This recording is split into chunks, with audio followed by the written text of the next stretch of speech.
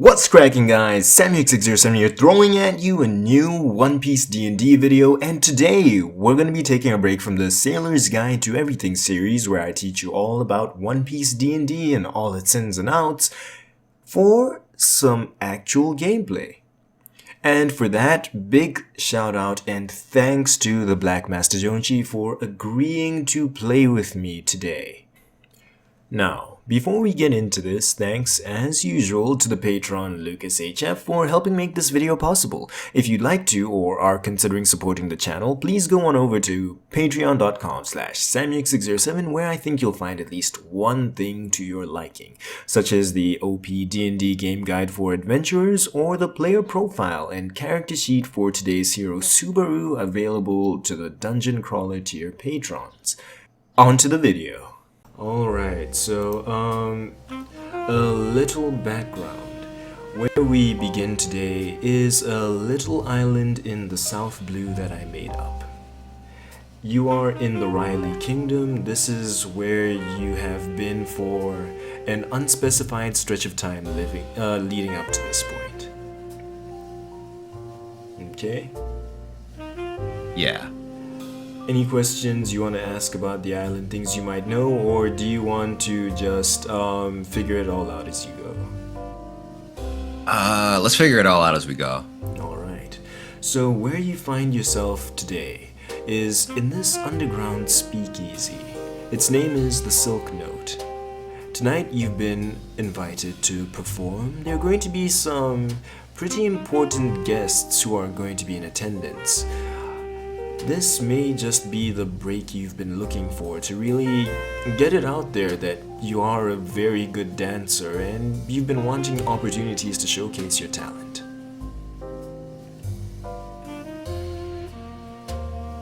Cool, okay. We out here. Yeah. Okay, so where this begins in the speakeasy, this is, think of your normal sized bar with round tables and a stage on one end of the room and the bartender is on the other end. Gotcha. On the end by the bartender, you have your stools, you have his counter, and off to the right we have one couch which is in the corner of the room. It's one of the ones which bends at a right angle with a small coffee table in front of that. That is where you are currently seated with Anna, the owner of the speakeasy. She begins speaking. Hello, Anna. Yeah, she speaks to you. Hi, Subaru. Are you ready for tonight? A little stressed, but you know, we got this. I've been training for years, so it's time to show the world what Subaru's capable of. I've seen you a few times before, but never in a setting with an audience. I hope your nerves don't get the best of you. Nah, I'm a natural at this. It's all good. She giggles. Is that so? Well, I'm looking forward to it. After this song's complete, you're up next. And on the stage you see someone who seems to have been there for some time. You can tell he's had a few drinks before going up there, but nevertheless his performance is quite good. He seems to be singing something akin to opera music. He has short dark hair which is at the moment kind of messed up. He wears clothes which seem expensive but poorly kept, and he's got a loose tie around his neck. Most of his clothes are black and dark gray. So after he completes his song, he says, "Thank you, everybody. I'll see you again next week." And with his eyes barely open, he hobbles over to the stairs next to the stage and he walks down, stumbling a bit as he makes his way to his table. Everyone gives him a round of applause and Anna cues you to go up to the stage. You head on over? Yes. Okay. So a person who is the night's MC steps up to the stage as you're walking toward it and grabs hold of the mic. He says, "That That there was an interesting performance, I must say. But next, one of the main events for tonight, ladies and gentlemen. One we've been waiting for quite a while now. On the streets throughout the South Blue, he's made a name for himself, and today we finally get to see if that renown is really deserved. We have here Subaru. And he clears the stage for you. He leaves the mic on if you wish to say anything to anyone before you begin. Okay, I grab the mic, and with the utmost confidence, I say, "What's going on, y'all? I'm Subaru, and this is the beginning of my legend." Okay, next I will ask you to make a performance check. This is going to decide how well your dance is going to go. Gotcha. +6, advantage.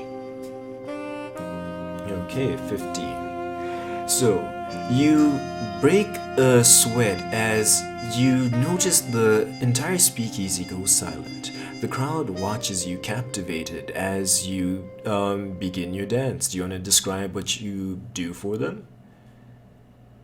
A little bit of top rock, you know, some breakdancing, some windmills, flares. Do you get your staff involved as well? Yeah, you know what? We're gonna do something where I use my staff for balance, and I do some flares on that. Nice, bringing your own pole to the stage. Exactly. Yeah.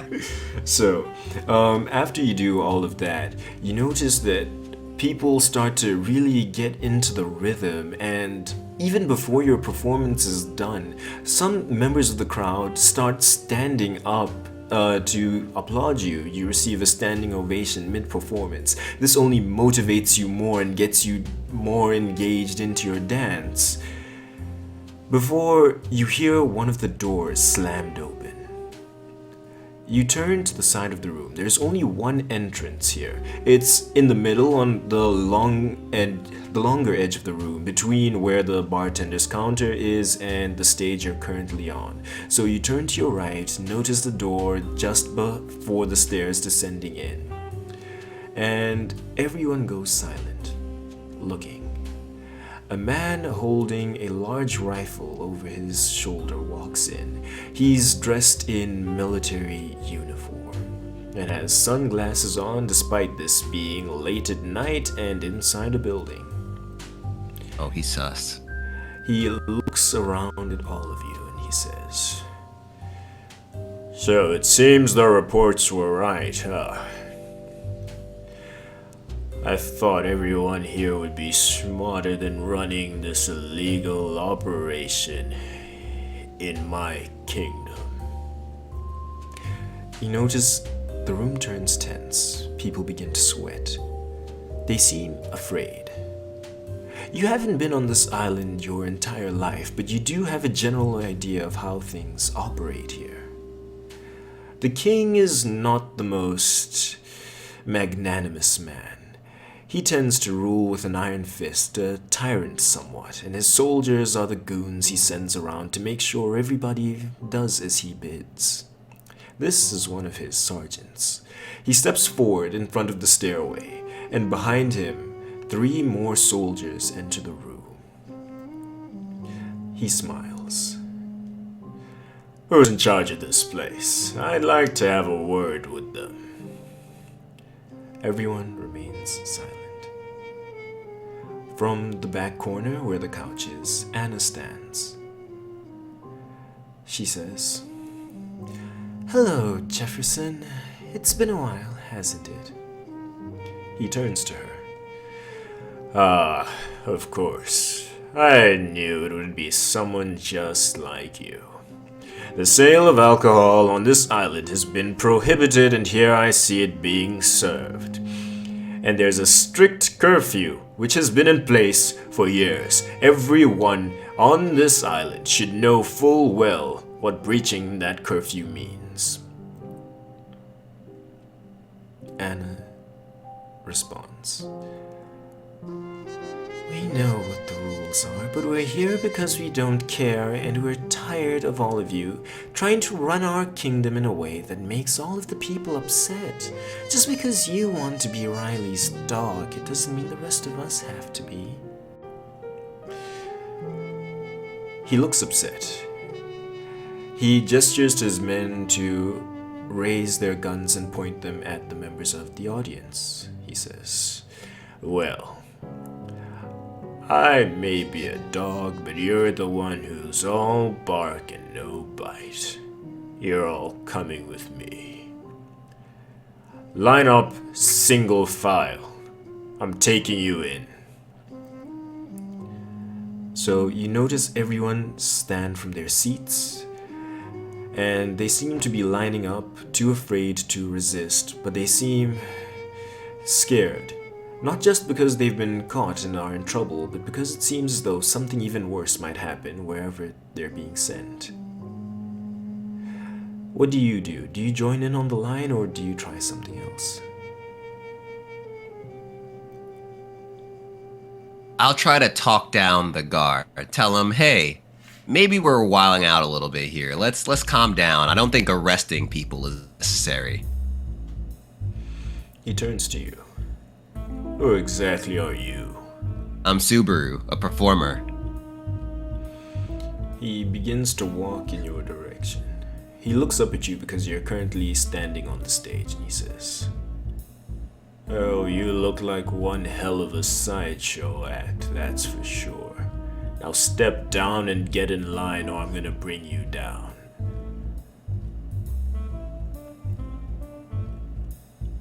This is a human Navy man, right? Not Marines. He's wearing more traditional soldier clothing like camouflage and everything. Okay, gotcha. And how many people came? It's just him? There are 4 of them in total. Okay.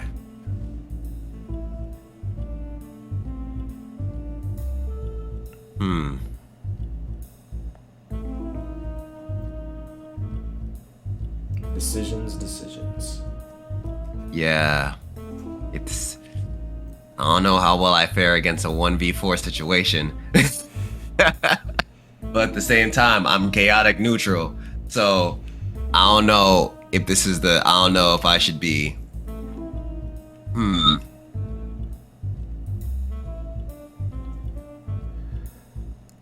He looks at you in your state of confusion as you hesitate and he says,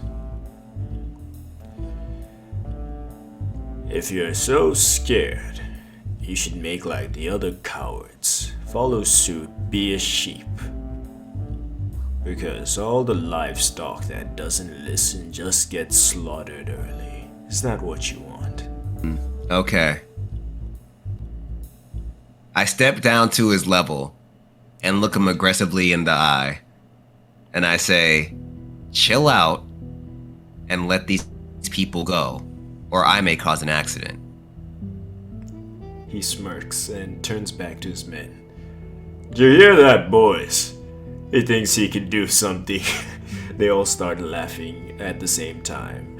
And you notice at this point, one of the people begins to slip away from the line as you have all of their attention. It's the man who had been performing before. He crouches down and seems to go on his arms and knees behind the bartender's counter. And the soldier who is speaking to you continues. "Okay, you want us to let him go so bad? Sure, but you're gonna have to come with us, all alone. You want to be a hero? Yeah, we're in a good mood, we'll allow it." And he turns and says, "But on top of that, Anna, I want your entire supply. We're commandeering all the alcohol here. You know we can't let you keep it." She seems frustrated but doesn't respond.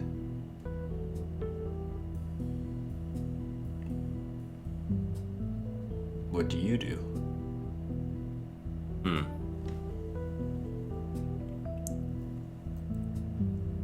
I tell them, I'll come with you, but you have to leave Anna's alcohol alone. You seem to be making an awful lot of requests for somebody. Who's in the wrong here?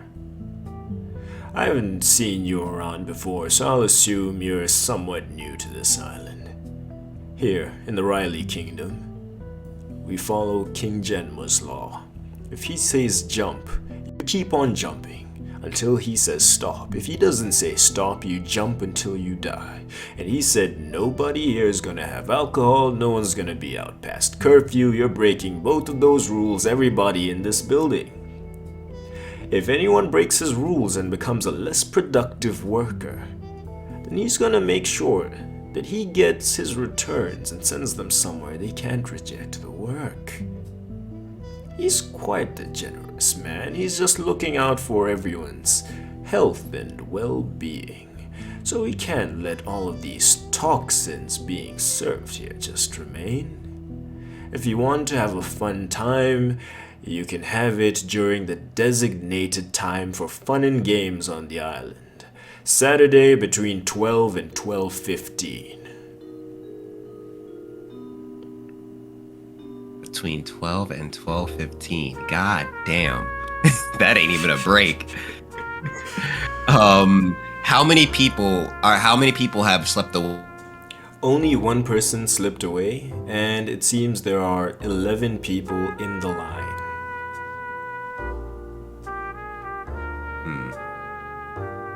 All right. And the way Anna has her alcohol, does she have it in like barrels, or was it like a bar where they have like different bottles? Behind the counter, there is a shelf with assorted bottles, but beside it there are 2 large barrels. It's a mix of both. Okay. All right.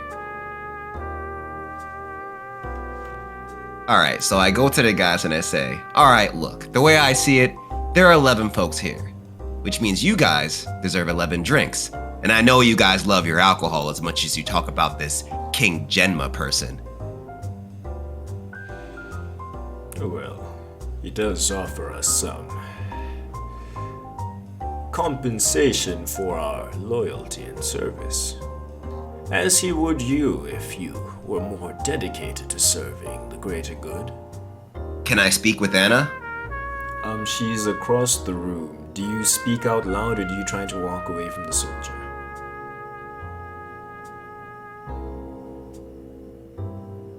And how is Anna looking right now? Is she still frustrated? Yes, somewhat.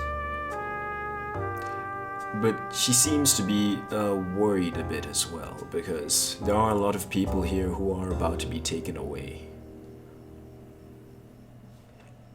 Right, okay.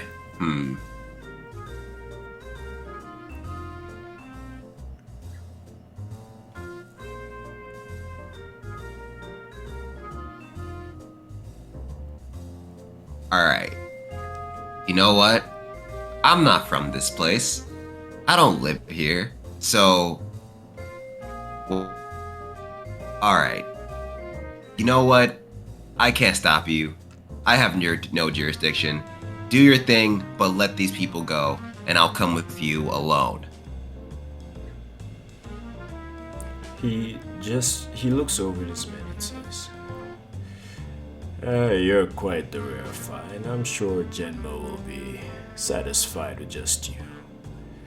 He nods his head in the direction of the other guys, and they part ways for all of the patrons of the speakeasy to walk out. The bar clears out as the 11 people exit. Now it's just you, Anna, and the 4 guys. So at this point, after everyone has left, you notice in the corner of your eye, while everyone's focused on you, the man who'd been singing before you went up. He has cloth in one of the alcohol bottles, and he seems to be trying to light it up. I try to distract them some more with more nonsense talk. So, since I'm gonna see this King Genma, tell me more about this prick. You should address him with all his due respect. King Genma. I mean, go on, go on. King Genma is the man who made this kingdom the great kingdom it is today. We're on our way to being affiliated with the world government, all thanks to him. With all those pirates which roam the seas, all the criminals, the bounty hunters, everybody who tries to wreak havoc and cause chaos wherever they go. None of that is accepted on this island. He may be harsh, but it is for the good of the people. So what if a few liberties are taken away? At least they're alive. Well, I'd say a 15-minute break on the weekend for all you get for free time is a little bit more than taking away a few liberties. The people get to sleep. That's 8 hours a night all to themselves. It's more than just that 15. In order to In order to achieve greatness, there must be sacrifice. Your king stops you from living a free life. How is that worth just getting to sleep your 8 hours of sleep? And while I'm saying this, I'm keeping an eye on the other guy and seeing how he's doing. At this point, he actually does chime in and says, "Well, I'd say my life's still pretty free." And at this point, he's lit up the cloth and he tosses the bottle at the 3 people who are by the door. The bottle breaks open and it hits the ground, everything lights up, his Molotov cocktail is able to burn the 3 of them, and at this point, you notice the soldier who is speaking to you reach for his rifle amidst the chaos, trying to eliminate the threat. If you wish to participate in the battle, roll initiative. Gotcha. So that's 1d20 plus 3? Yeah. Cool.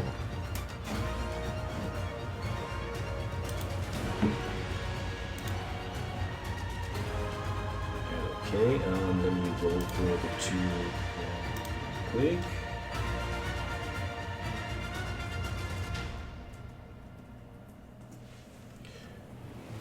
Okay, so you're going to go first in the order of initiative.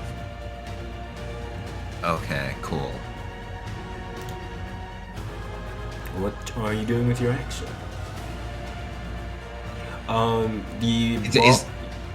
The bar is about 40 feet long. That's how far the other guy is from you. And the soldier is within 5 feet of you. Okay. And attack range is 10 feet or 5 feet? Melee attacks, it's 5 feet. Okay. So I will attack him with my staff, and try to inflict necrosis on him. Alright. Go ahead and roll to hit. Gotcha. And that is 1d. Is that 1d8 plus?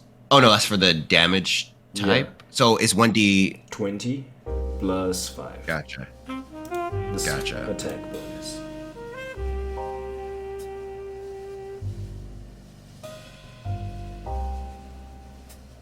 Okay. Your attack is going to hit. So you take your staff and you draw it from its sheath? Okay, I don't know the technical name for that. And while he's distracted and looking at his burning men, you attack him upside the head. You are able to connect with your attack. You notice him look stunned for a moment as his eyes lose focus. Go ahead and roll damage. And that's 1d8 plus 3, right? Yeah, and he's going to make a Constitution saving throw.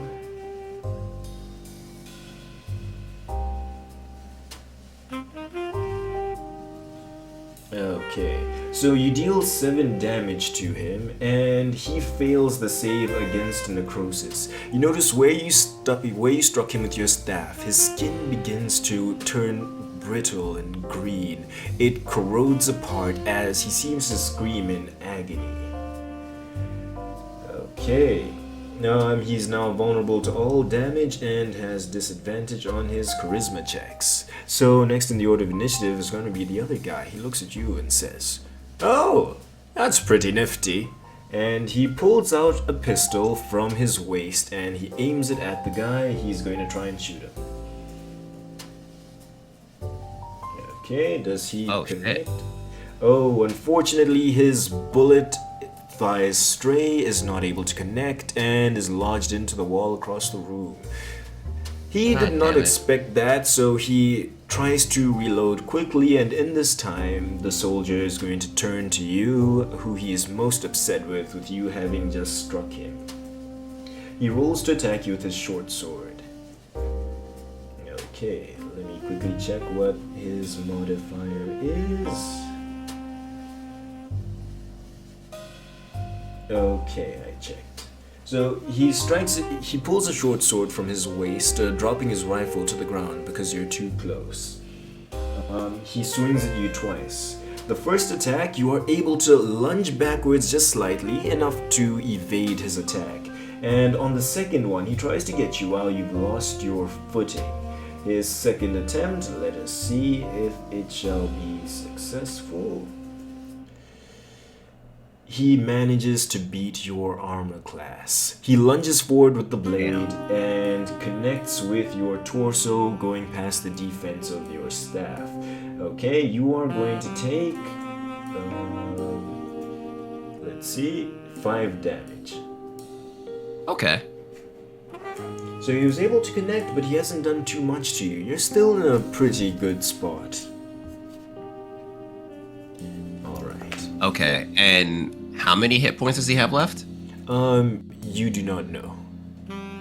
Okay. Yeah. You don't know how much HP any of the NPCs have. Gotcha. Okay. So at this point, he does, however, seem a bit more beat up than you. I will tell you that. And we're back to your turn. Okay. I will attack with my claw and try to mutilate. Okay. Go ahead. Roll to hit. Gotcha. Ooh, And just attacking for my claw, is that under attacks or? Oh, yeah, it's an attack. I didn't have enough space to list it there, but it's +5 as well. Okay, cool.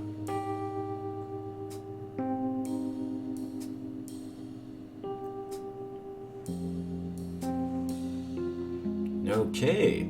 Oh shit. A nat 20 is a critical hit, which means instead of 1d6 for the damage, you will roll 2d6. Copy. Okay, go ahead. 2d6 plus 3. Gotcha.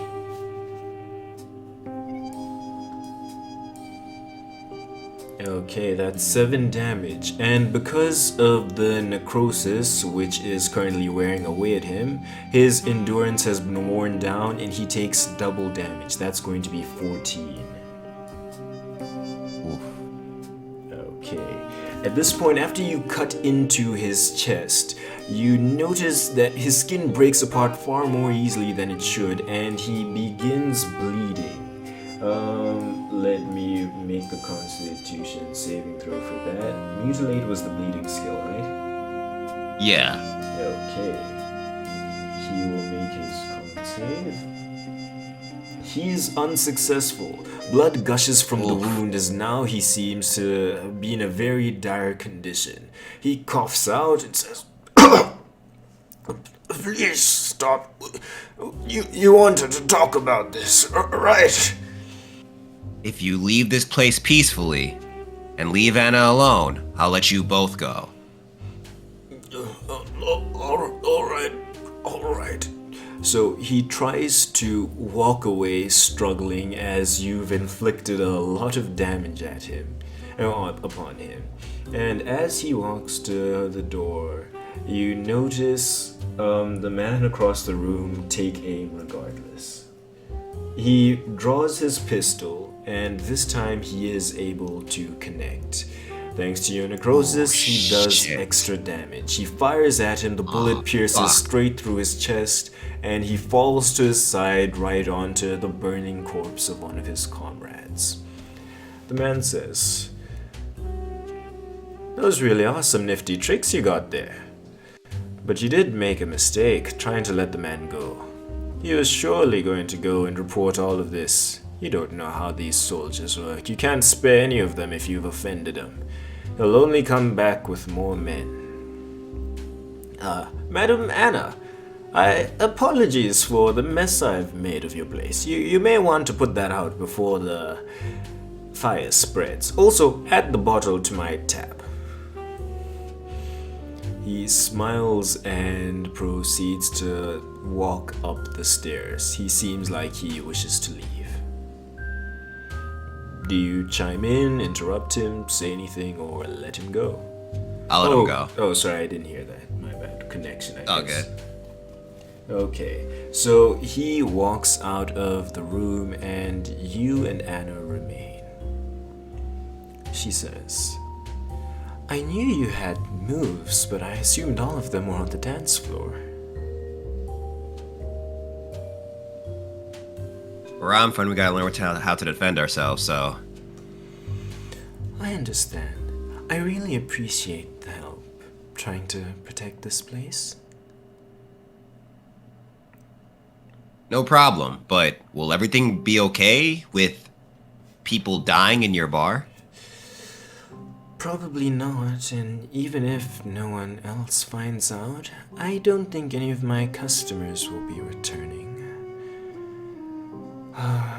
She rushes to the back and comes back with a bucket of dirty water, which you assume was used to mop the floors, and she puts the fires out. She says to you, "I guess I'll either have to relocate or shut down now. And it's such a shame. All my good drinks will go to waste." At least you get to keep all your alcohol. I suppose, but drinking alonely is always going to be, well, sad and depressing. Ever since King Genma came to power, it's always been like this. What's the point in life if you aren't living?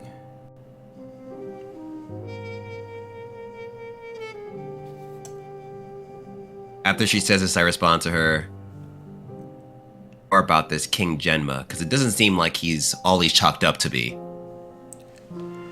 Well, when he came to power, people assumed it would be a positive change. That all of our previous kings who mismanaged us would now be replaced by someone with vision. Well, he did have vision, a very terrible one, which has only caused problems thus far, but, well, I suppose beggars couldn't be choosers. He made his own private military, and it kept us safe from outside threats, but they became the ones who oppressed us instead. At least the pirates were always down for a party or something like that, you know? They were fun people on occasion. Now, it's always just wake up, work, and go back to sleep. He can take whatever he wants from us, and we can't do anything about it.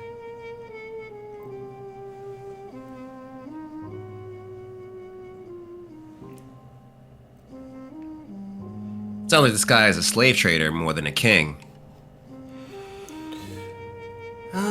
Yes, that wouldn't be a wrong presumption. Most of the people who do get quote-unquote imprisoned before long end up being shipped off to be sold as slaves in the Grand Line. It's quite regrettable. At least recently, though, it seems that's slowed down. There are some people over in the East Blue who caused a large ruckus abducting a princess. Since then, Reverse Mountain has had all ships which come through searched thoroughly. Now, with him not being able to sell his slaves, he at least keeps them on the island. The working conditions for them are bad, but surely not worse than what the Celestial Dragons would have them do. The sound of the celestial dragons makes my fur rise out of frustration because I don't fuck with them. Understandable. um,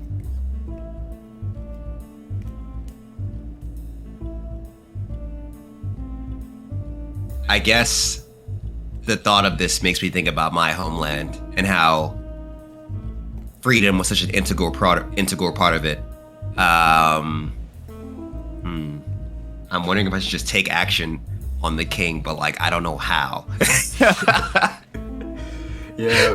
Like just to cause some ruckus, but I don't know how. Being one man makes things somewhat difficult. Yeah.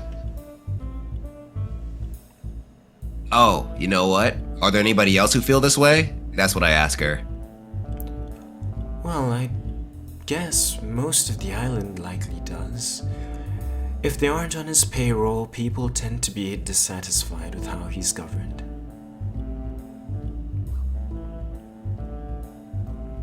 Okay. I'm gonna use my shit. Alright. You said you were gonna use your what? I'm gonna use I don't think I could like use it to do anything, but I'm gonna use my revolutionary status to do some revolutionary shit. What have you guys done about it in the past? Well, we couldn't do much. Unlike you and Reggie, we haven't really had the strength to stand against them. We're people in front of guns. That doesn't have a historical precedent of faring very well. Reggie was the opera singer guy, right? Yeah.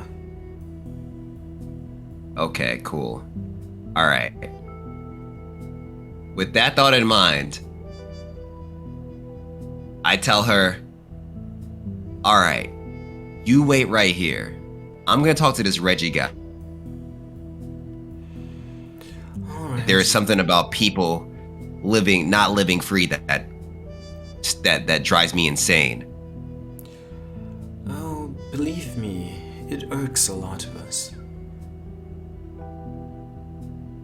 Okay, so do you head up the stairs and try seek him out? Yeah. Okay. So on walking out, I'll need you to make a survival check to try and track him. Because you walk out into the city and you have no idea where he is. The streets seem pretty empty at this point because of the curfew which has been instated. There's the occasional guard and soldier patrolling about here and there, but you are able to escape their notice. At the exit. So yeah, survival. So that's 1d20 plus 1? Yeah. Okay, that's not great.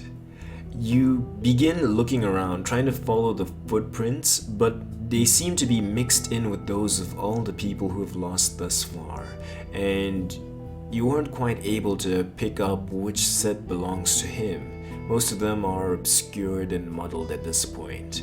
Tracking him seems like it might be difficult. You aren't sure how to start. Do you have any other ideas? Are there any other bars near here? No.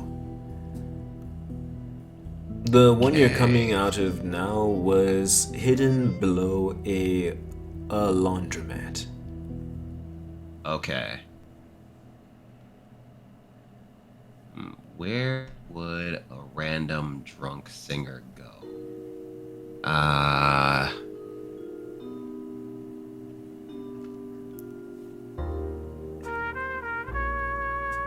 Is there a possibility that there are other people around who were from the bar? They left earlier than you, so the assumption would be that they had headed home, but there might be a few because they'd have to go slowly to evade the other guards who'd been on patrol. Right. Yeah. Okay. Do you want to try seek out people? Yes. Okay. I'll allow you to make a perception check using your keen hearing to try and listen out Okay. for where the closest people are.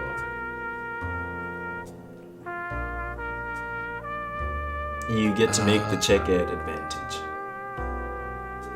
Cool. Where?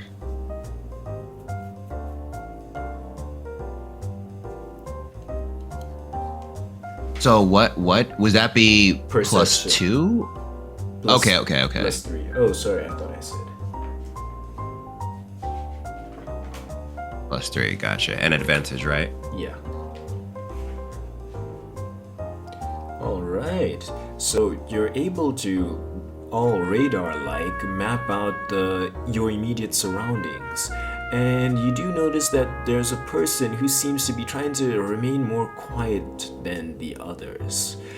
Most of the guards make large stomping noises, some are humming, others are whistling, but this one person's breaths are all you hear, and light footsteps.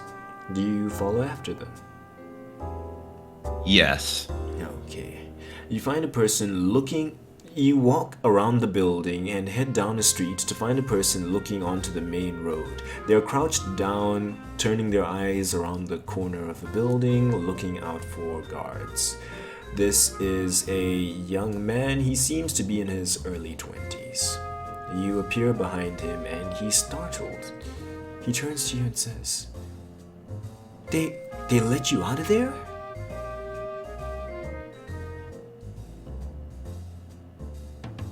Let's just say I got myself out.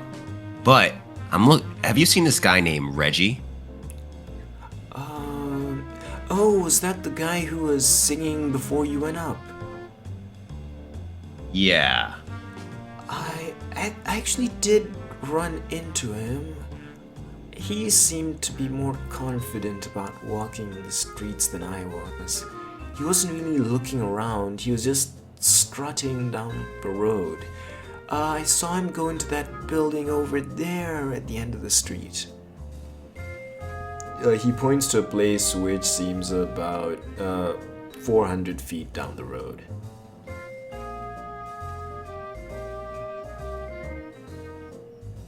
Okay, so I'll walk to that spot. Okay. You notice on this road, though, that there are a few guards who seem to have closed in and are keeping watch. I'm going to need you to make a stealth check to evade their notice. Okay.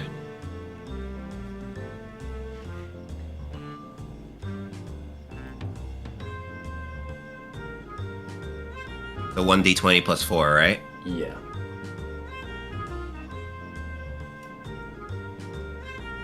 Nice. Well, goddamn.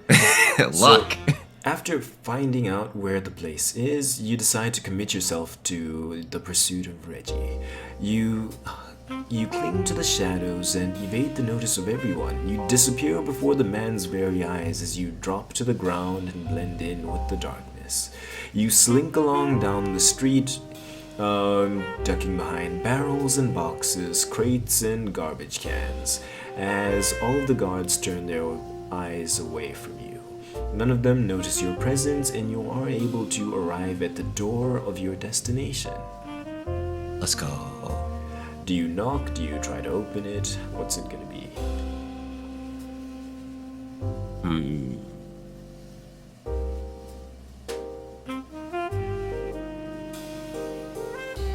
I want to knock, but I have no idea who's gonna enter, so I don't know.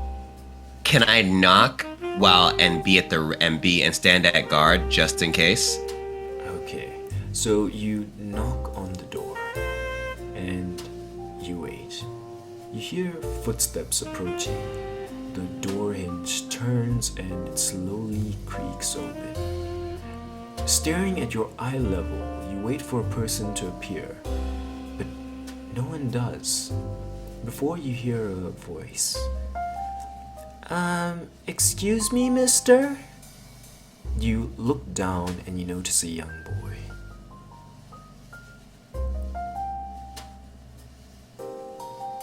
Okay. I try to be as nice as possible and as dog-like as possible to not scare the boy away. and I ask him, "Have you seen Reggie?" Oh, And I describe him to the boy as well. oh, you're here for Daddy? Oh, okay.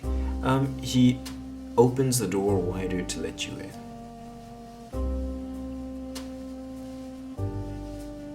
Okay. I walk in. Alright, he closes the door behind you and he says, Daddy, there's a guest for you. And he just scrambles away. Within moments, Reggie appears in front of you and he says, Oh, did you like my performance so much you had to come and request an encore?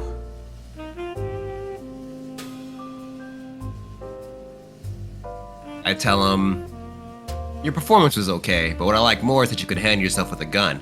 I wanted to know how you felt about this King Genma character." I think he's a royal waste of a man, I'll tell you that much. I'm not quite too fond of the guy. Honestly, I feel like someone should do him in and let anybody else take charge.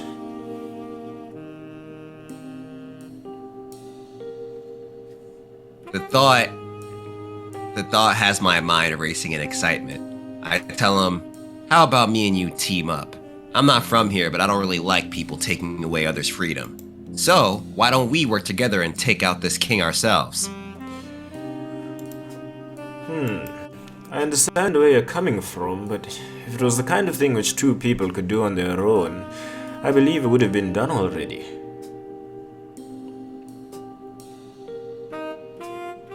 I grin and I tell him, "We're not just gonna do it by ourselves. We just need to start a fire, a revolution, and show these people how terrible their king actually is. Once that happens, a revolution happens on its own." So you believe a bunch of farmers and carpenters are enough to take down the trained soldiers the king has in his employ? I tell him, "The way I see it, if people want their freedom and someone's taking it away from them, they're gonna have to fight for it. And wouldn't you say we outnumber his army?" Well, I suppose so.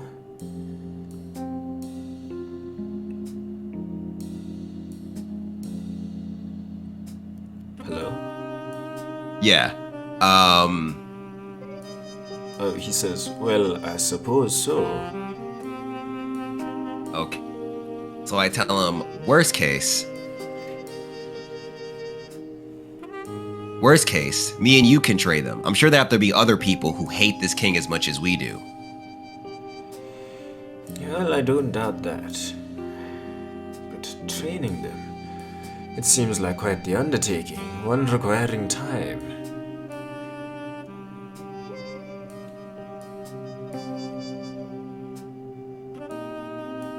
Well, how much longer can you take listening to this king who cares nothing about your freedom?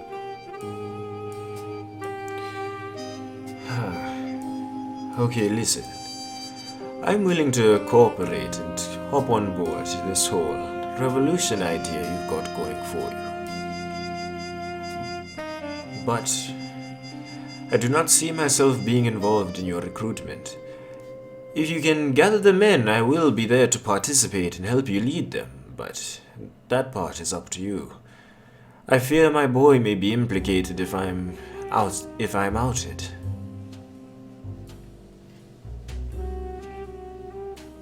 He raises a good point. We don't want. That's the first thing I thought about once as a kid. I was like, shit. he has ties. I thought because he was just a drunk singing, he probably was just by himself. Ah, man.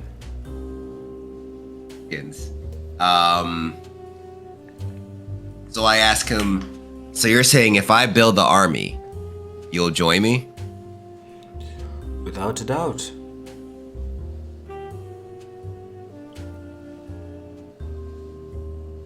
All right, I tell him it's a deal. With no idea how I'm gonna build this army. That sounds like the best kind of deal. That's how most of them are made. Yeah. Yeah. Now you be careful on your way back home.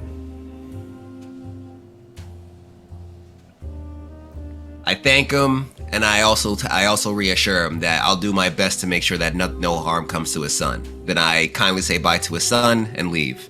All right. Do you head back to Anna?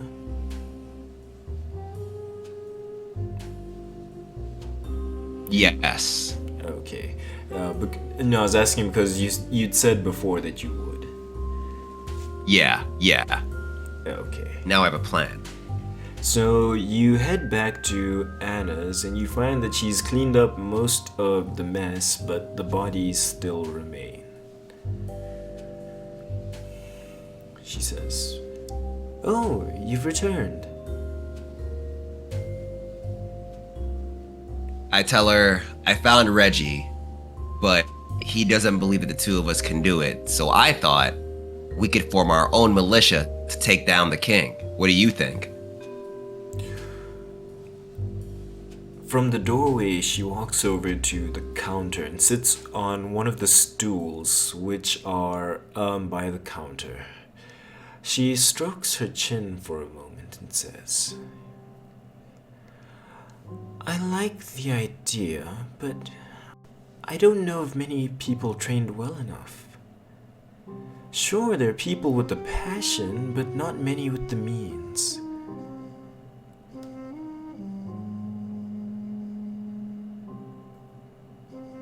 I tell her, let me worry about that.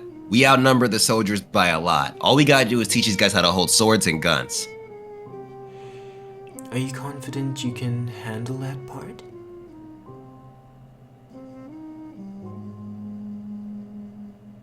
I puff up my chest and say, I've never done it before, but I'm pretty damn good at whatever I do, so hell yeah. She smiles and says, "In that case, I have contacts. It'll have to be in a different It'll have to be in a different location, but I suppose I can organize a meeting of the people so we can discuss this and see who's willing to help us. How does tomorrow night sound? Same time." Sounds like a plan to me. She walks over behind the counter and she pulls out some paper and a pen. She writes down an address and gives it to you. She says, "This is where I plan on having everyone gather. Please try and be there on time."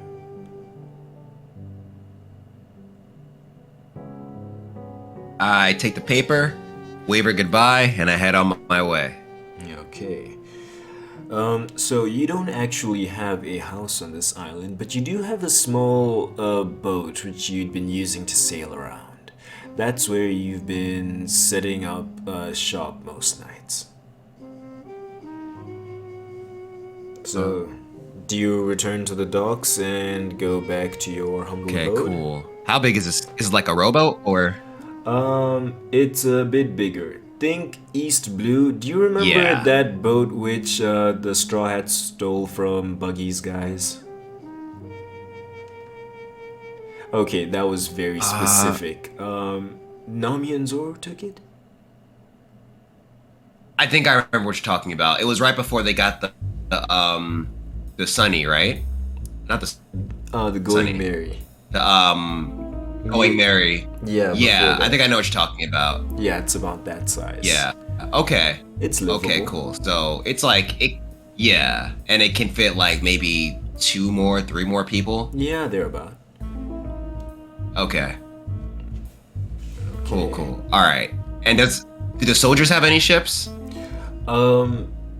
Not to your knowledge. Oh, you know that the king does Okay. own a ship. The soldiers themselves don't use it, but he does use the ship to send away his slaves. Okay. Ooh, I have a plan for how we can make our first attack. I know what we can do. All right, cool. Yeah, I head back to my boat. Okay. So the night passes, you are able to long rest. In doing so, you recover your hit points and stamina. Cool. Okay. Now, Feeling refreshed, the morning dawns. Do you plan to do anything today or just wait the day out until nighttime?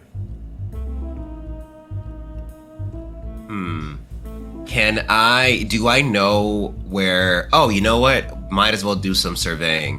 Do I have a cloak that I can wear just to disguise myself so that nobody who knows about what happened sees me? Yeah, you've got a cloak. Being different from everyone else, in some places you've had to disguise your identity. Cool.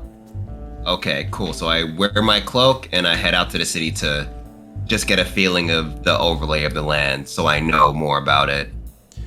Okay, so you're able to mostly map it all out, get a good idea and grasp on where things are, which places are most heavily patrolled, which ones have lighter coverage from the soldiers. You learn all of that without too much difficulty. During the day, because people are up and about, you don't have to worry quite as much about being spotted by the guards. Dope.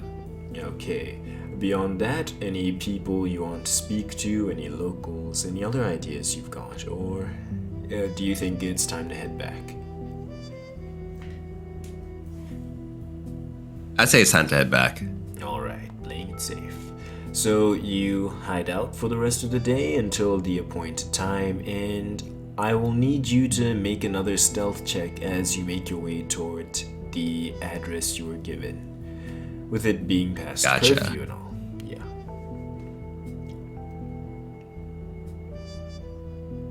Let me go back to my page. +4.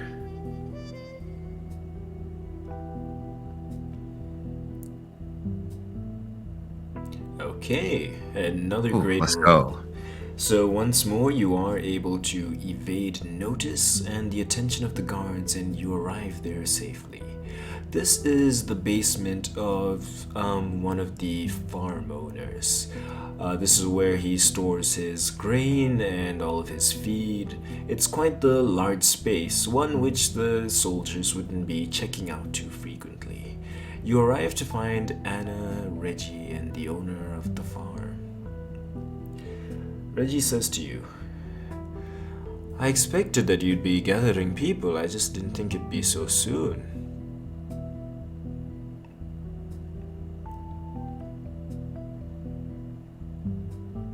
I tell him, you gotta work fast when you're trying to start a revolution. He smiles. Time passes and all of you wait as slowly members trickle in and the audience grows. It peaks at about 24 people before Anna decides that it's time to begin. She stands in front of everyone and says, "Ladies, gentlemen, thank you for gathering here tonight.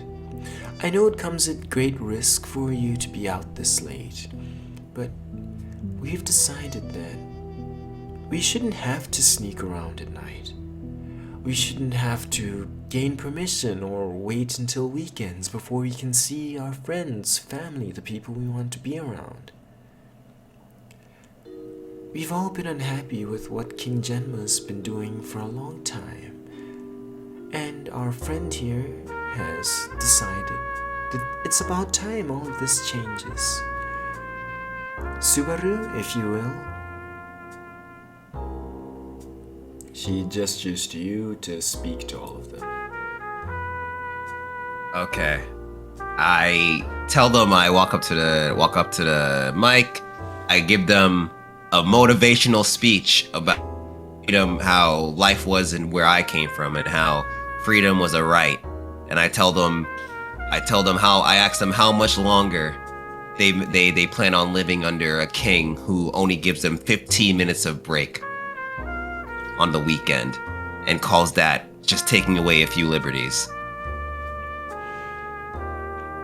As you speak, there are murmurings. You can tell that people agree with your message, but they don't seem to have that fire to do anything about it. I'm going to need you to roll charisma. Okay. Yeah. All right, let's go charisma. I was hoping for that. I knew this was gonna come into place. Actually, you're proficient in persuasion. I'll let you use that modifier, since you are trying to persuade them. And that's +4. Yeah. Alright. So, you speak to them. Let me just do this quickly. You speak to them, and they do get the message which you're saying, but although your words were sweet and true, they seem kind of on the fence. You weren't able to win their hearts over entirely. One of them speaks out and says, "Well, we've all thought this for a long time, but we can't really do anything about it. There are a lot of soldiers. King Genma has almost 50 of them in his employ. There aren't that many of us here, and they have way better weapons than we do. I just don't see how this works, man."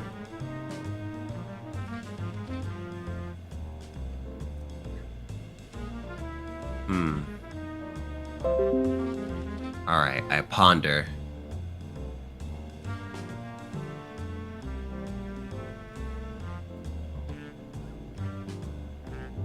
Okay, I tell them that we don't need to take them down overnight. All we have to do is show force, show that we're not willing to stand for this. Sooner or later, more people will join. What our plan is to trickle them down bit by bit, to make them weaker until we're able to do the final strike. Some of them start nodding their heads. They seem to be getting your message. And the guy speaks again. "How do you suggest we do this? Like, what's the actual plan?" Okay, so from my surveying, did I find out where the slave ships are? Yes. It wasn't actually very difficult to find where the ship is because it's something the king's very proud of. He keeps it on display as a show of his power and to threaten all of the citizens. Did I see how many people it or Do you see how many people what? did I see how many people guard the ship? Like, does the ship have any guards or anything? There are always 10 men who seem to be guarding the ship. Okay. And about how many slaves are in each ship at a time? There's only the one ship, and it doesn't seem like any slaves are being kept on it. What you've been able to gather is that the slaves are put on the ship when it's time to ship them out. Okay. Before And that- I don't know Yeah? I don't know exactly how many slaves are sent on, like, are shipped out, right? Yeah, the number varies. Okay.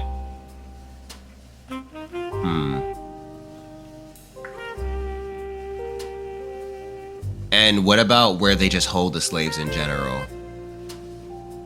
There's a dungeon beneath King Genma's castle. Okay, damn. And that's probably where, like, the majority of the army is.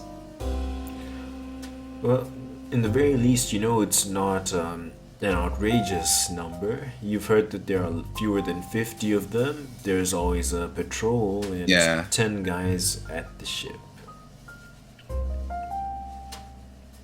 You also have to assume that they aren't all on duty at the same time. Okay. Though I suppose I Alright. wouldn't put it past King Genma. Alright, I have a plan. Alright, so I tell them that, this is throwing Reggie on the line. Like, this is a really big what if. Tell them, using me as bait, being a mink, like, you know, I'm rare. I'm like, what's it called, a rare commodity, I guess. when it comes to people in the kingdom.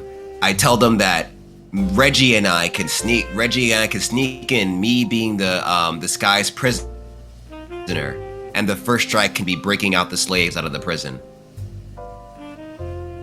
They all seem to start nodding their heads. Reggie speaks up and says, "Hold on, mate.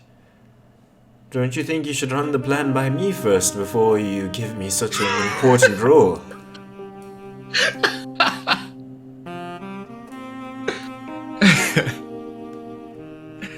I look at him a little bit embarrassed and say, "Well, what do you think, Reggie?" I mean, what would become of my pride if I were to say no after you brought it up in front of everybody? I suppose I must agree, begrudgingly. But I don't think the idea is too bad, freeing the men and women they've already got captured. That would serve as an embarrassment to King Genma, something to aggravate him. That could work well. Rage tends to be blinding. I tell him and them, if they're not down with the plan, they could walk away now. But if they feel any ounce of hope that this can work, and if they truly want to be free, then they should stay. And I leave them with that. I stay there, but I just drop the mic right there and, leave them with that to ponder. Okay. Because your persuasion check was not too high, you weren't able to sell all of them on the idea. A few of them have their fears outweigh their aspirations, and you notice 6 people walk out right there. But you do still have almost 20 in attendance who seem willing to cooperate.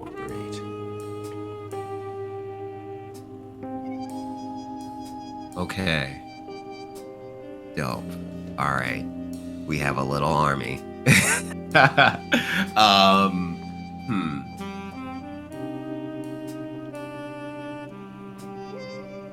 So at this point, noticing how many people you were able to keep here in attendance, Anna chimes in and says, "Wow, who knew you had such a way with words? I wonder if this is anything like what the Liberation Army does. If only they'd come by here. But I guess we could settle for you," she jokes.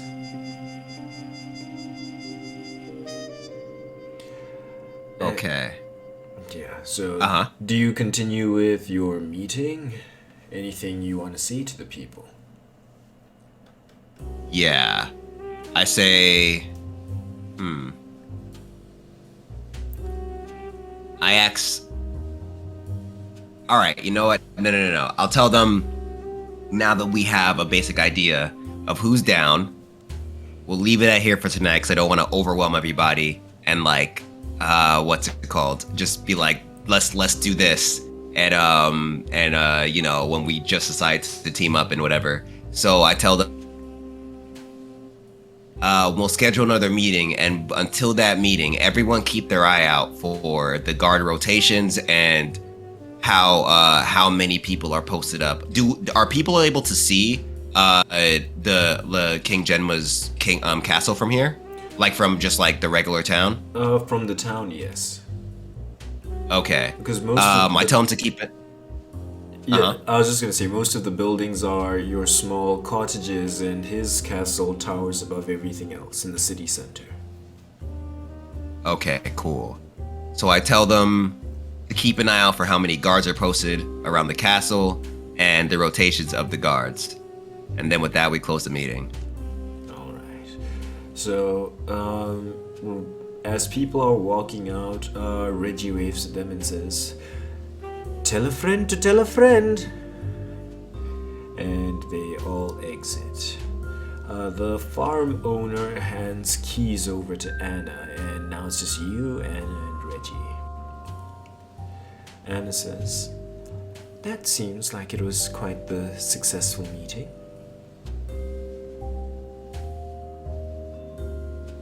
I tell them, well, you say it's me, Anna, and Reggie right now, right? Yeah. Okay. I tell them the energy may be down now, but all we need to do is get this first win, and I hope we'll be up and way more people will be on our side. Could you give me a timeline? When do you propose we proceed with this? I say, what do we know what day is it right now in the story? This is Thursday night. Thursday. Okay.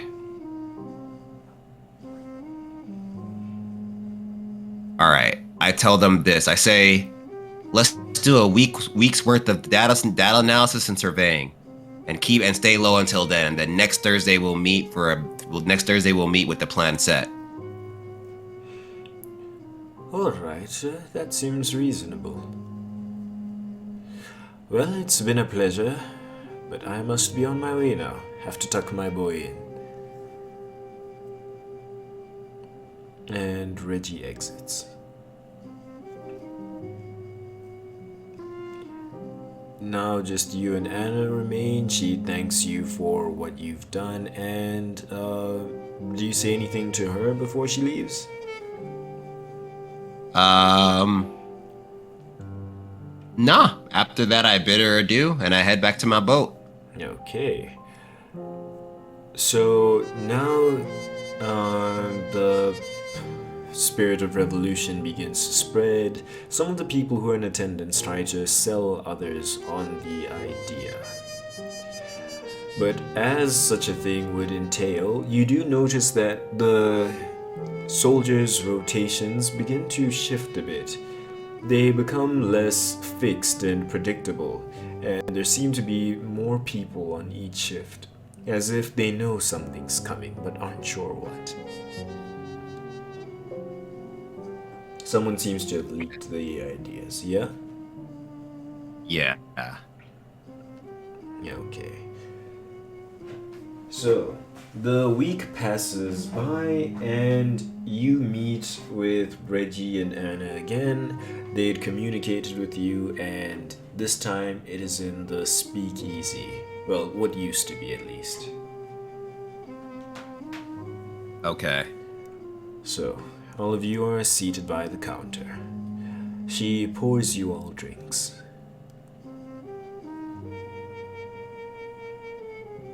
All right. I've raised with the point that the guard rotations have become less predictable, and more guards seem to be posted. Anna says, yes. I did happen to notice something like that as well. I suppose it's hard to spread information without it going into unwanted ears. That tends to be how these things go. Do you think we should postpone our plans? I tell her, I think what we need is a distraction. What do you suggest?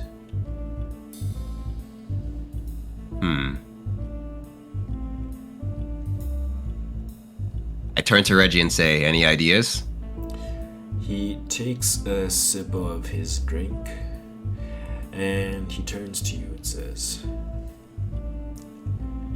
well, if the man values his ship so much, what if we just ignite that?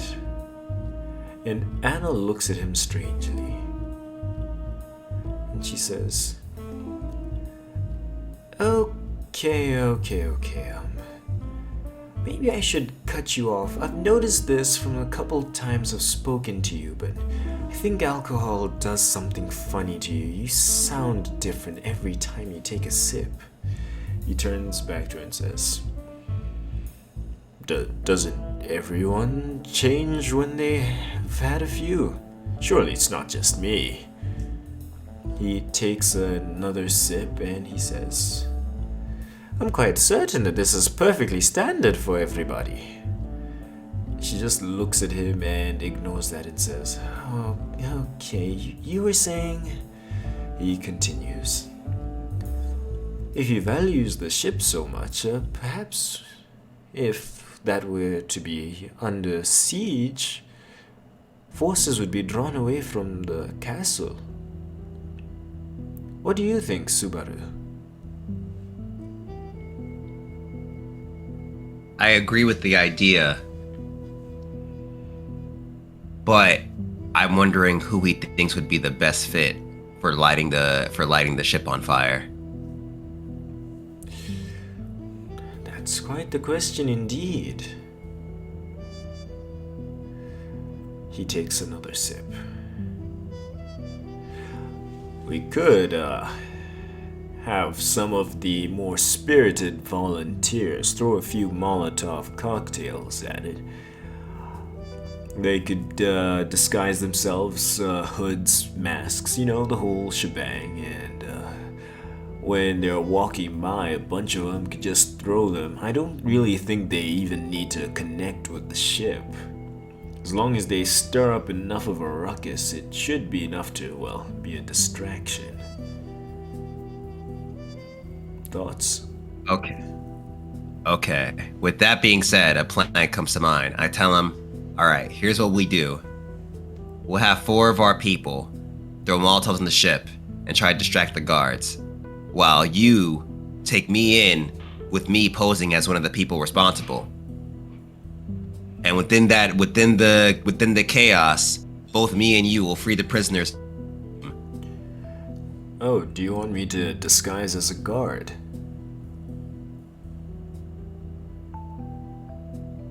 I feel like we could take one out and then have you wear their suit. In the pandemonium, they won't be thinking about who works for them. I mean, we do have a couple uniforms lying around. Well, most of them are scorched, but there's the one. He turns to Anna and she says, "Oh no, I got rid of all of that stuff. Did you expect me to just keep the dead man's uniform in my room under my bed or something?" Fair. Okay, yeah, we will need to take out one more guard. I really hope they don't notice me. This seems troublesome, but sure, I agree with the plan. We can do that. We'll take a guard out. I'll dress up as him and pretend to cuff you up, and we can take you down to the cells.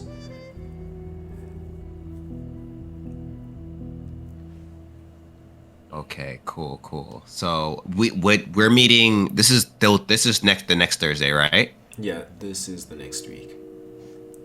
Okay. So the meeting is still planned for today. Everybody who's involved now. Another full meeting hadn't been scheduled. Okay. Yeah. So I tell Anna to put the word out that we're having another meeting tomorrow night, and we'll discuss the plan with everybody else involved. Okay. And Reggie chimes in. "I have an idea.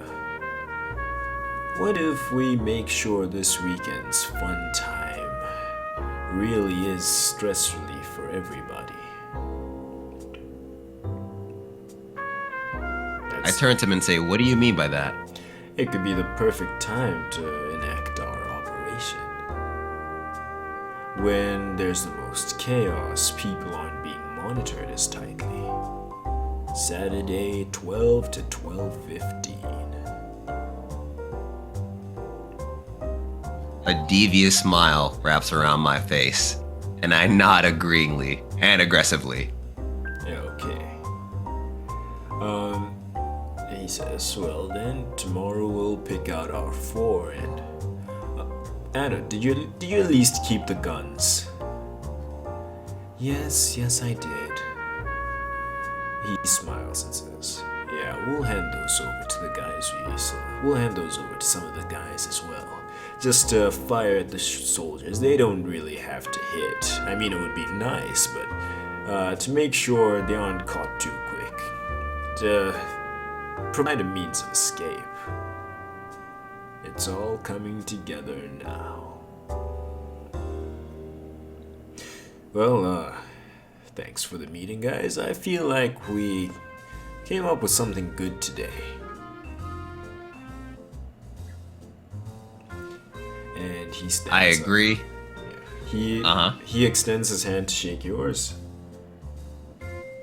I shake his hand back. He says, I really appreciate what you're doing for our island. You're only a passerby, and you seem to be someone who cares about the people. I respond, let's just hope this all works out, and then next time I'll buy you a drink. He smiles and exits. And now we can have time. Do you want to say anything to Anna, or do you just want time to pass by again?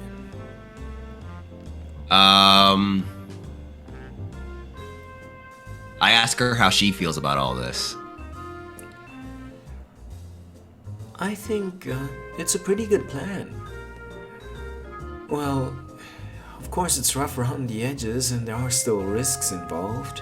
If someone has a terrible aim or timing with one of the explosives, things could go wrong, they could all get caught, the distraction doesn't distract anyone, and the rest of you get kept in the prison cells. Oh, we'll probably also lose the 15 minutes we do have as a break, but other than that, if it goes well, it does seem like a good idea.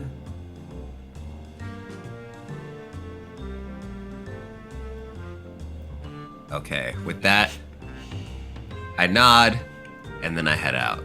Okay.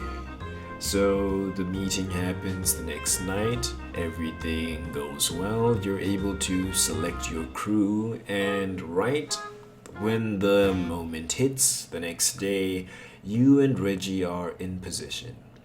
You notice on their transponder snails that some of the guards who were patrolling around the castle run away quickly.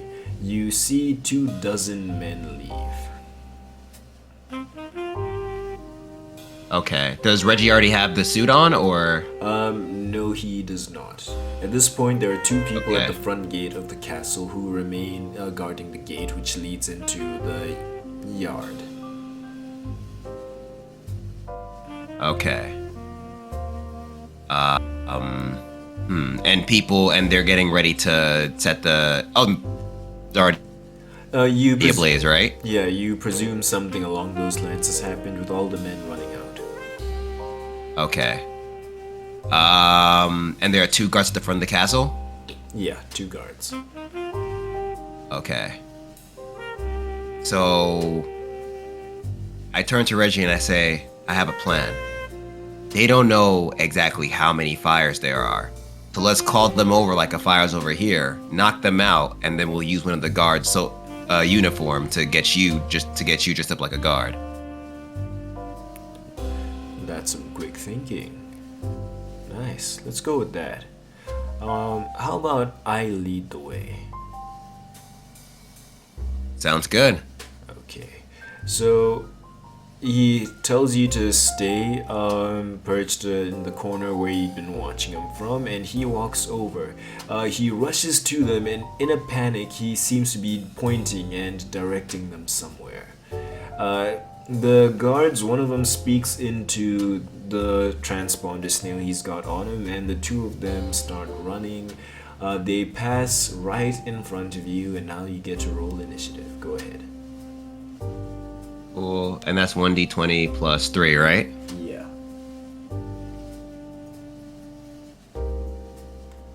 Okay. Let's go. Because of your plan, you manage to surprise them. You catch them off guard and they are none the wiser.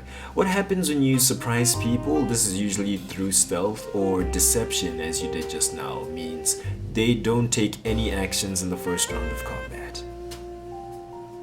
Oh, dope. So if you do not manage to kill them now, you get another chance before they get their turn since you rolled high. Go ahead, you start it off. There are 2 guards. Okay. Cool. I will attack one of them with my staff And so wait, hold on. On my attacks, I see staff V and then with 2 in parentheses. What is that exactly? Is that how much skill? Yeah, that's how much stamina it uses, and you can see the increased damage. It's one of your features. Okay. Okay. So I will do that, the one that uses the skill, and try to inflict necrosis. Okay. So, roll to hit. Oh, also, during the surprise round, you roll at advantage to attack. Okay, cool. 20 advantage, or sorry, 1d20 plus 5. Okay. 5. Let's go. And you want to inflict necrosis, okay.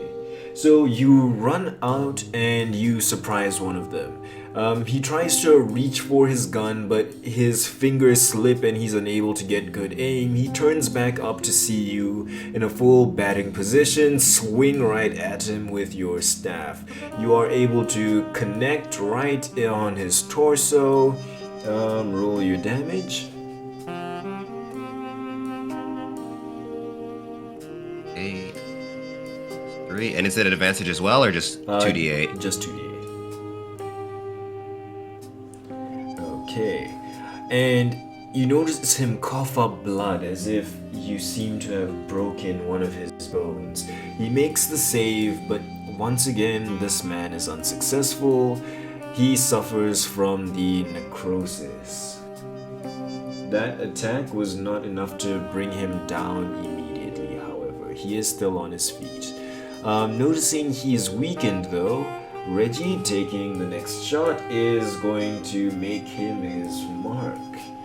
He fires at him, and this time he actually hits. He pulls his flintlock pistol from his waist, shoots him right in the back of the head. He drops to the ground. The necrosis made him more susceptible to damage. Now there's the one guy left, and it's your turn again. Okay, I will attack with my claws, and actually, you know what? How far is this guy from me? Is he right next to me? 15 feet. You can run toward him. 15 feet. Okay. All right.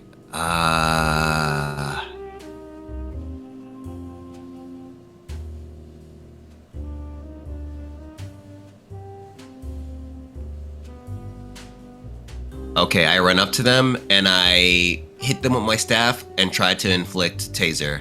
Try to use taser. Okay. Go ahead and roll to hit. Not advantage this time. Gotcha.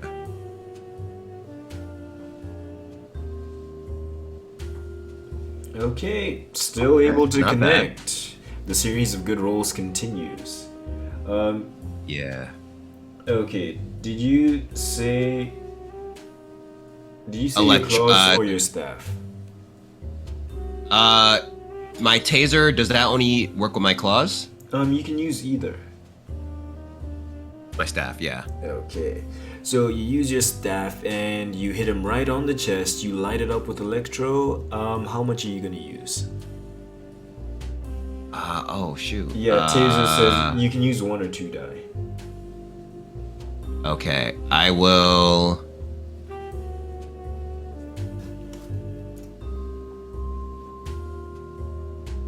I'll do 2. Alright. You use 2. So, you hit him with your staff and you notice him light up like a Christmas tree under all the electric voltage. He's shocked. He makes the save. He fails and he is stunned. You notice him frozen in place after your staff electrocutes him. Go ahead and roll your damage. Because of the electro you use, that's an additional 2d6. Okay, so 2d6 plus 3? 1d8 plus 2d6 plus 3.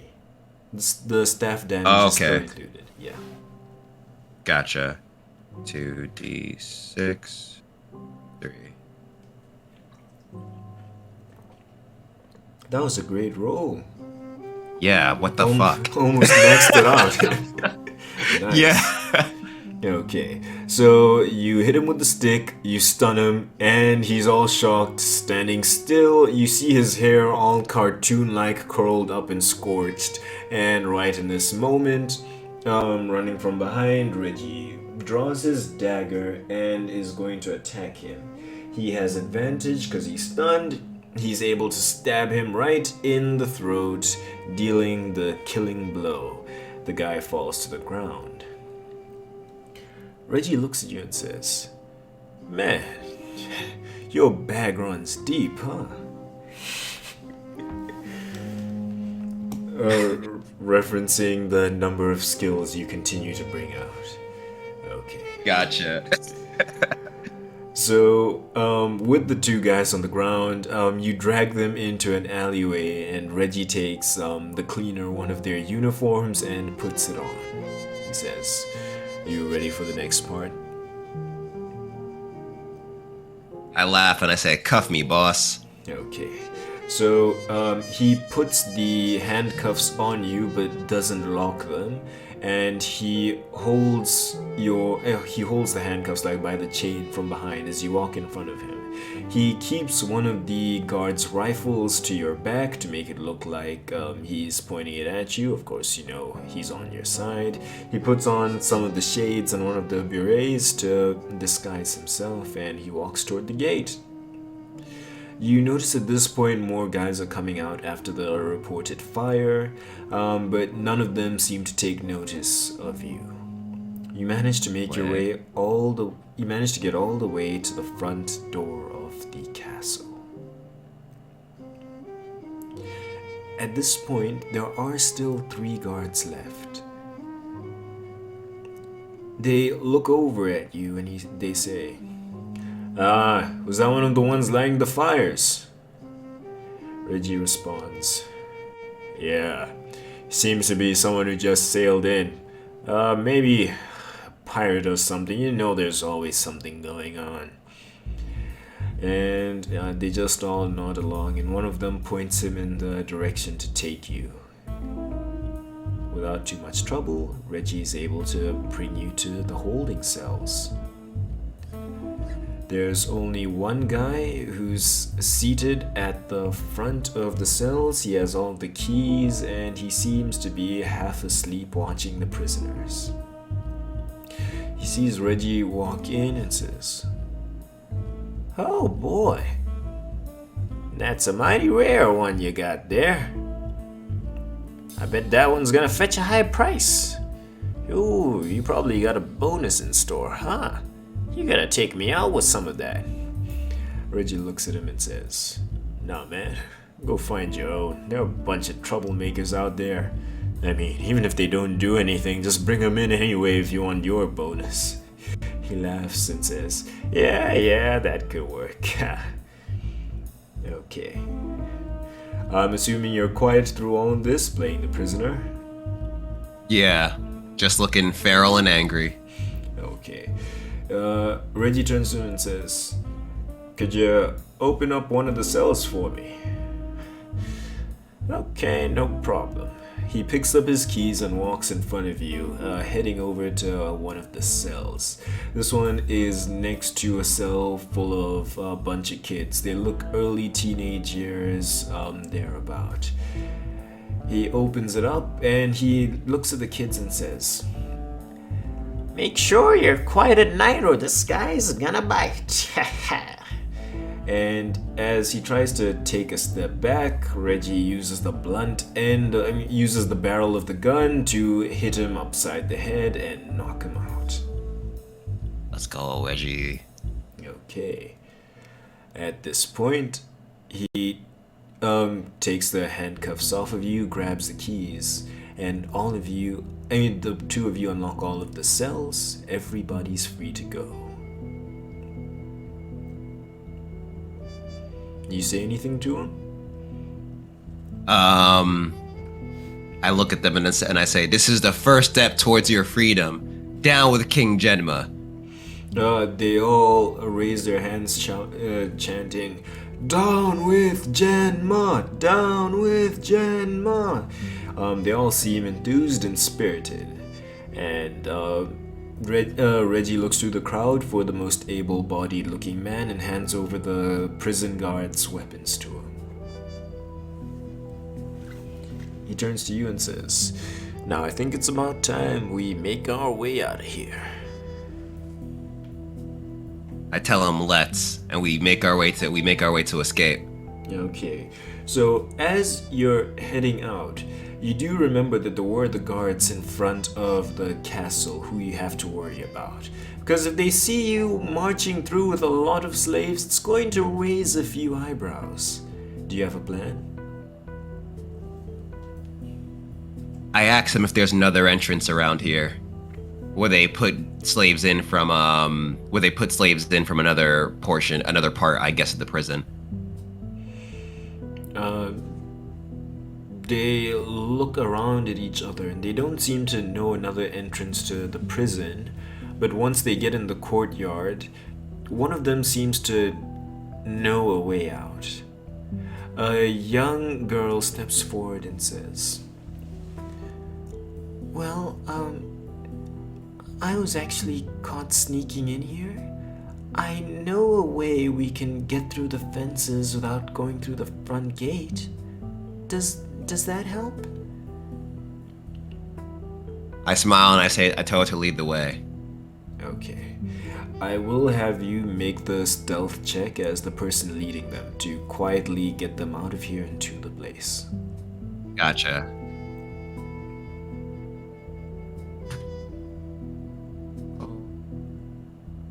Nice. Let's go. Okay, so you are able to guide them along the way using your hearing and your other senses to evade the most densely guarded areas. You slink along to the fence and you notice that there's a place where the wall's been cracked and broken, just enough for one person to fit through at a time. You're able to get all the slaves out before anyone's the wiser. You escape.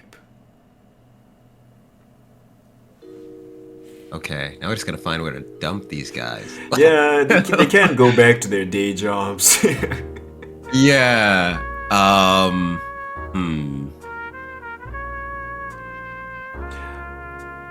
Trying to think. Is there a spot? From my surveying, did I find any spot that was basically untouched by guards? Not within the city limits. What about in the farm? The farmer's barn? I mean, you could try to take them there.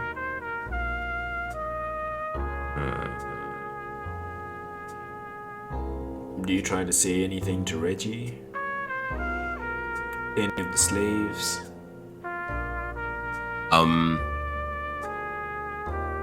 I pat Reggie on the back and tell him, "Good job out there." And then I ask him, does he have a place that he could think of where we can take them?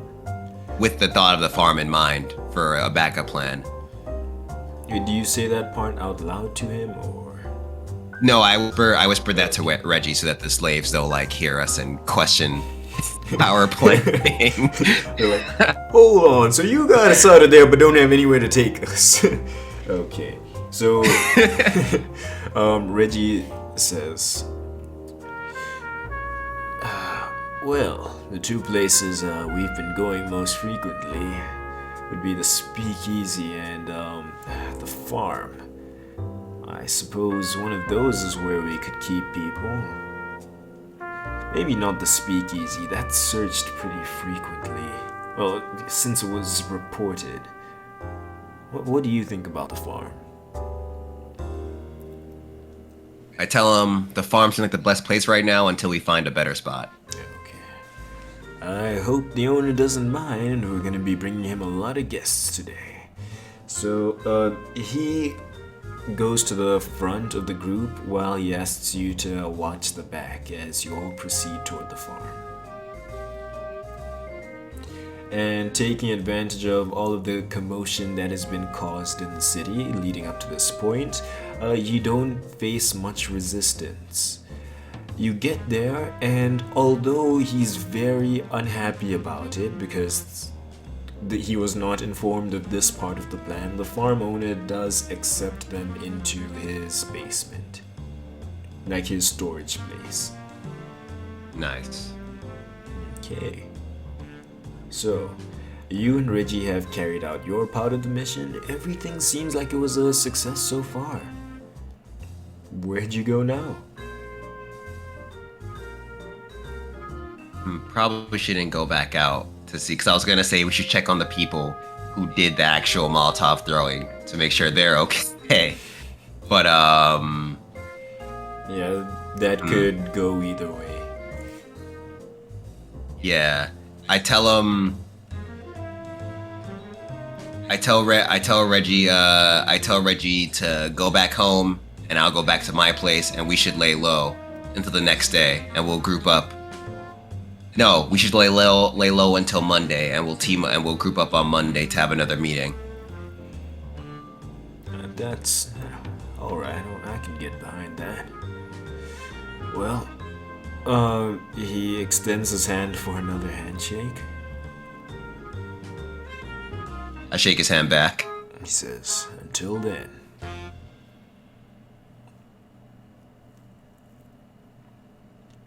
Okay, so he leaves, and you try to get back to your boat. You head back the same way as always. However, when you get there, you find that your boat has been destroyed. It's been reduced to planks that seem scorched and which have washed up on the shore.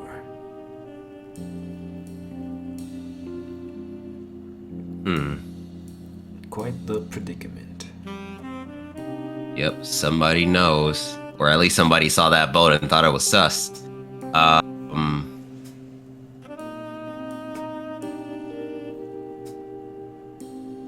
go to the farm guy and stay with him.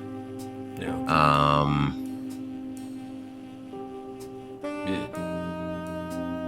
So, going to the farm?